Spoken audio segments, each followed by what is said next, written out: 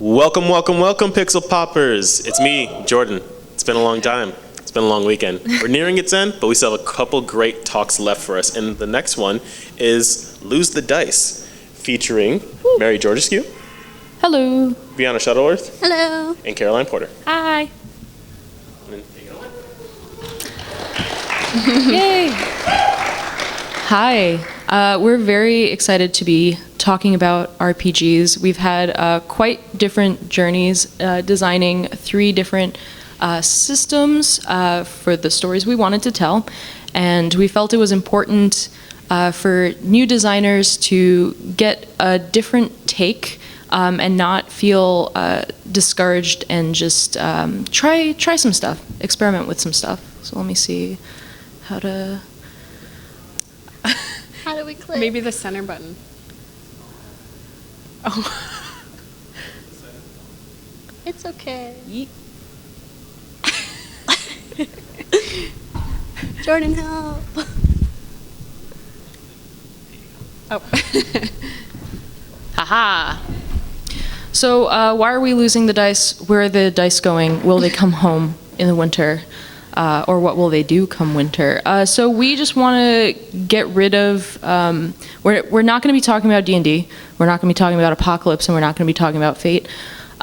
You can, you can talk endlessly about what they do and what they don't do, but we were approaching designing our RPGs from the standpoint that we've been making digital games and we've been making analog games, and we just wanted to start with the root of what kind of experience we want to give the player and design it for our audience, which could be 1 person, it could be 5 people, just make it for a small group.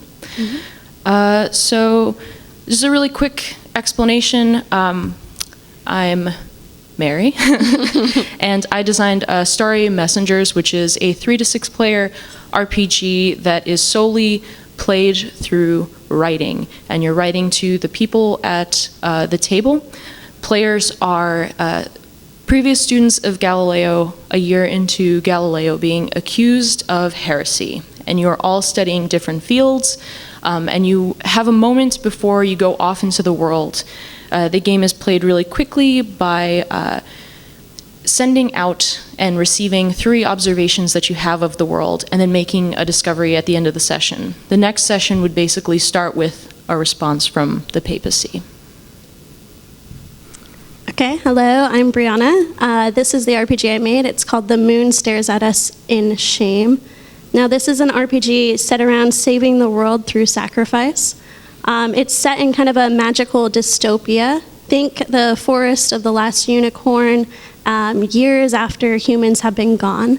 Thematically, in the game, I wanted to explore a lot of femininity, using kind of like a spirituality as you play the game through tarot cards. A dowsing chart is like kind of your decision wheel, and I really wanted to hone into all these items and objects that I've been around with my whole life. My game is called Guarantor. It's a RPG that takes place in a physical dollhouse, where 4 players play as 3 roommates who live together in a contemporary apartment, and the GM who acts as a relative coming for a surprise visit. And it really focuses on time crunch and the appearance of our home and what we do to give an appearance to visitors that might not be exactly how we normally live. So I just quickly want us to go through basically why did we choose to keep dice out of the system. And like when we were talking about it, it's kind of funny because we have very similar feelings. We were trying to design in the mindset of like, oh, we need stats, oh, we need this, we need that. And I think a lot of people, a lot of designers, when they're looking at RPGs, have this inclination to be like, but no, I definitely need this in order for it to read clearly as an RPG. But really, we're talking about stripping it down to what is the roleplay experience that you want to have, and maybe it doesn't require stats, because stats are like encounter based, right? So that's a different style. I personally had held on to D12s as a way of trying to get the players to see at what time their letters arrived, and it didn't work. It was like very difficult to pace the game that way. And now it's just like live, you just hand the letter over when it's done. So I really didn't need that system, and I didn't need to crunch around dice, basically. Yeah.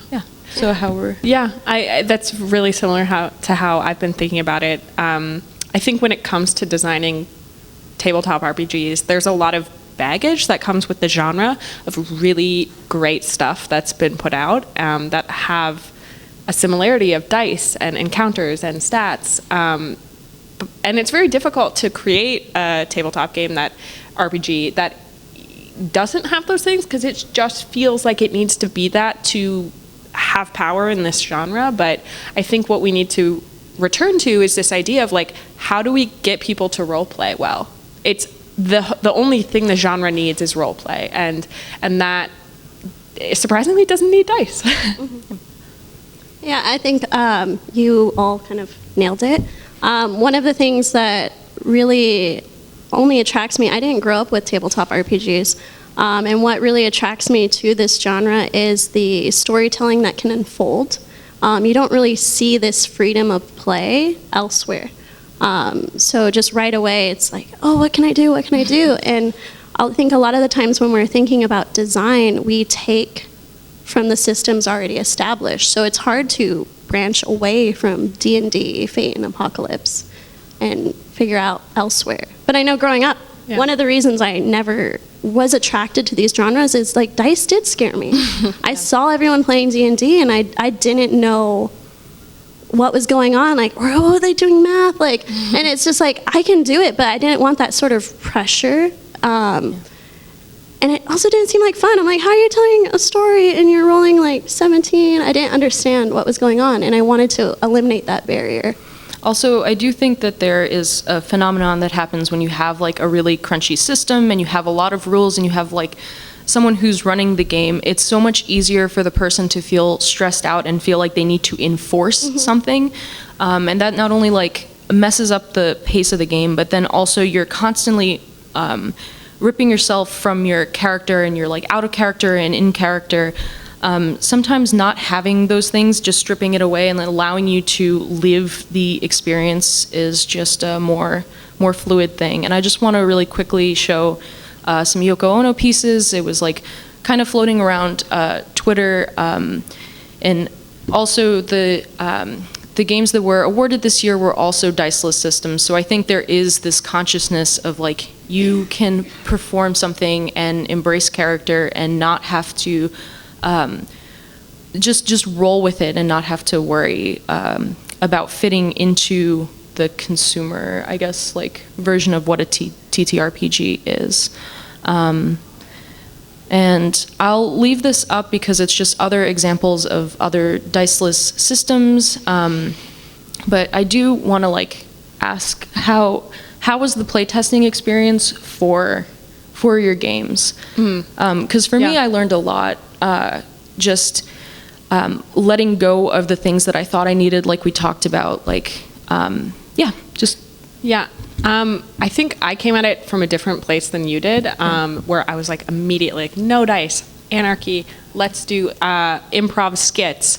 And something that was really interesting to me that I learned is like, okay, yeah, you don't need dice, but what dice do is really important. They create a scarcity of resources. And like for D&D or other encounter-based RPGs, that scarcity is ability. So you want to be able to do all these spells or attacks, but you can't. And in my game, I found that like by removing the dice and leaving nothing else there, I didn't have a scarcity anymore. So what I returned to in the end was, instead of having dice, making that scarcity time, and not real life time, but instead, what is your character going to do for 10 minutes? You can do whatever is physically able. If that is slash a sword through something, although that doesn't really make sense in my game, you're allowed to do it. But time is the real scarcity there. Yeah, so I also kept dice in my system for a long time. And then I thematically it just wasn't working. It didn't fit. And I kind of happened upon a dowsing chart, using that as a sort of decision wheel, and it just suddenly it felt like, oh, this is the moment in my game. Like it feels right to tell a story completely in tune to this. I will say playtesting is really, really hard, because I do feel like my game in particular, I was looking for a certain audience, and at times you get audiences who, I'm not looking for a combat-centric game and trying to present that and have other people come up to play, and they're like, well, in my game, there's like a little vine character who wants to like grab onto you, and it holds your legs, and it will ask you a little question, and like, it just wants to talk to you. And I've had players like, I want to fight the vine. What can I do to the vine? And I'm like, well, everything you can talk to in this game. So it's like playing with player expectation and really still knowing your audience, that when you're taking feedback in, you're considering this. And if you do want to maybe reach that core tabletop audience, maybe you should like focus on the things that they're saying. But if that's not your intent, it's okay. Yeah. And I mean, there's a reason for why those main RPGs are as popular as they are, and they might not include a lot of audiences. So it's okay to be selfish in design. It's okay to like make something that is satisfying to yourself, maybe something that you can only play once. Like all of those are great elements for RPGs. And yeah, let's see.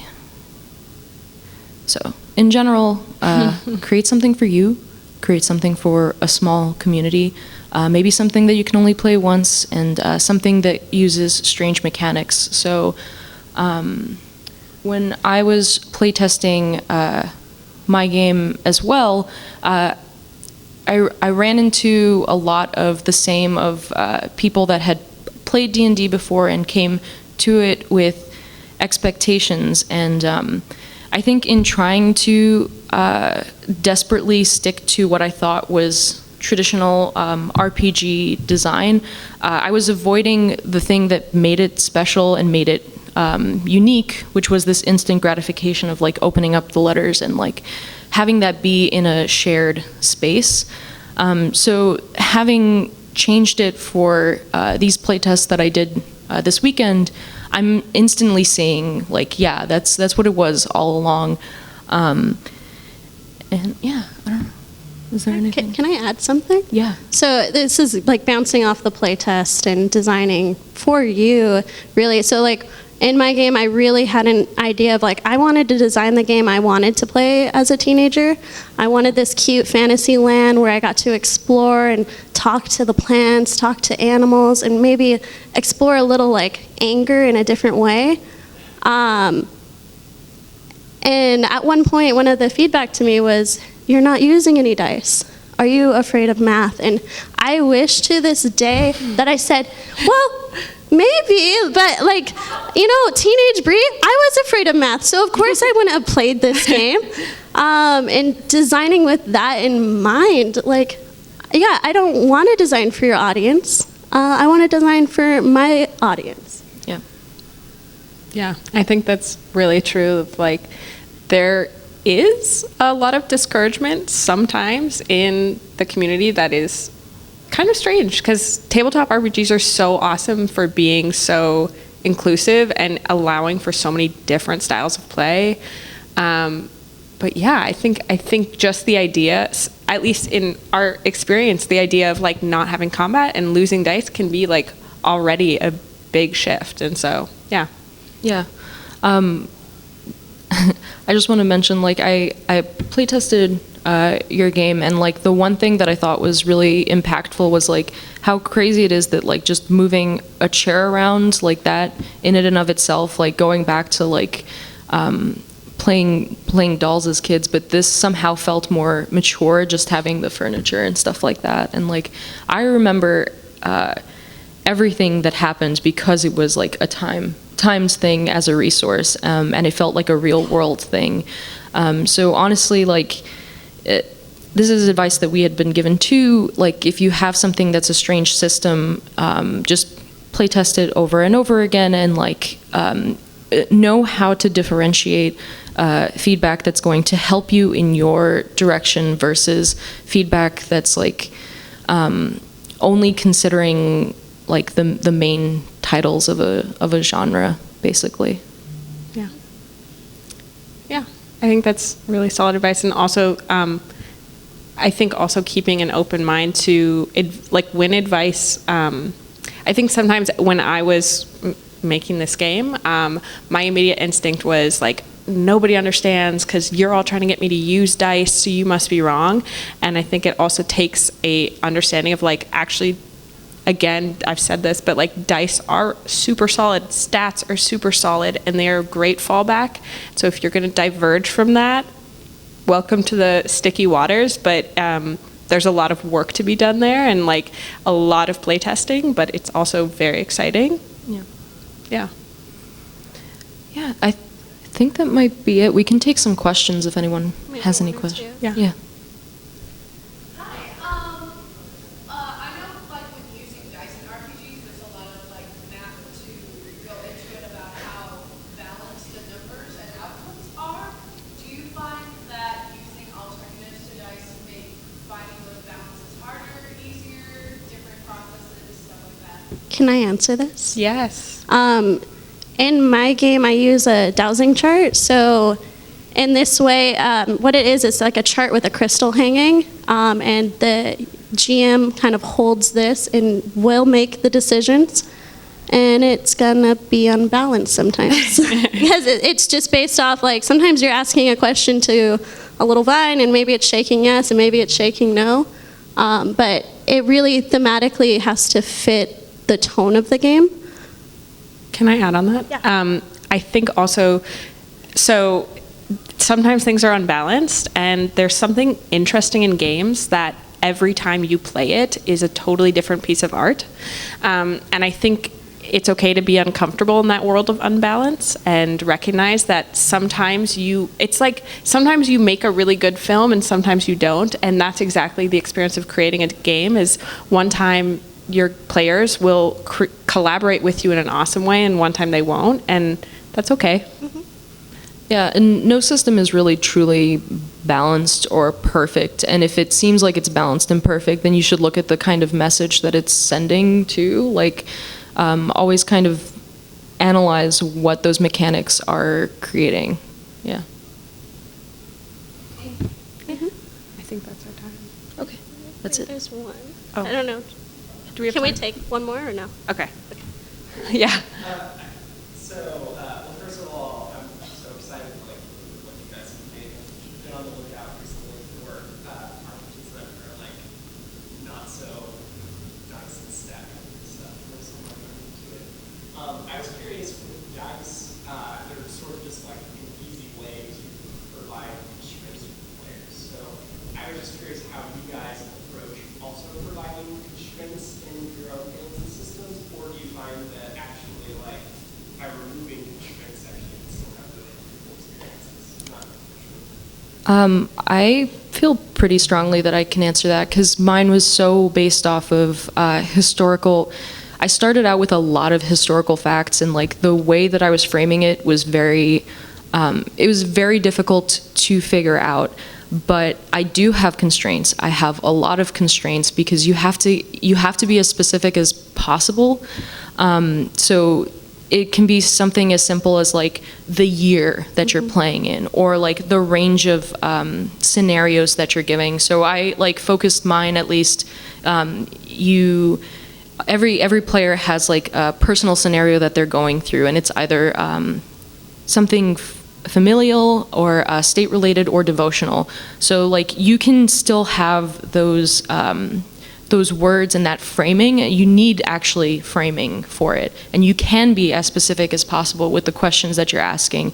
I don't think it limits you. I think the more constraints that you have, it might not be dice, but it can be the way that you're focusing the design, how many players, like all of those little details add up to an interesting array of constraints. Yeah. That's a great answer. Yeah, and that's our time. But if you have any other questions for us, feel free to stop us.